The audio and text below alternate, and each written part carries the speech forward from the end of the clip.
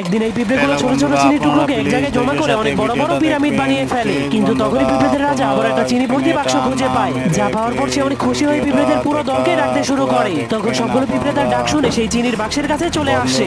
এরপর রাজা আদেশ দিলে সেই বাক্সটাকে উঁচু করে নিয়ে যেতে শুরু করে। তখন পিঁপড়েগুলো টেবিলের পাশে এসে চিনির ডিব্বাটাকে নিচে ফেলে দেয়, যার কারণে রাজা নিচে গিয়ে পিঁপড়েগুলোকে সেগুলোকে উঠানোর আদেশ দেয়, যার কারণে সবগুলো পিঁপড়ে জলদি করে সবগুলো চিনিকে ডিব্বাতে ভরে দেয়। এরপর রাজার আদেশ পাওয়ার পর সবাই মিলে ডিব্বাটাকে সামনে নিয়ে যেতে শুরু করে। তখন তারা অনেক কষ্ট করে হেঁটে হেঁটে বড় বড় পাহাড় এবং মাঠ পার করে একটা রাস্তার পাশে পৌঁছে যায়। এরপর পিঁপড়েদের রাজা রাস্তার মাঝখানে গিয়ে দেখতে শুরু করে আশেপাশে কোনো গাড়ি আছে কিনা।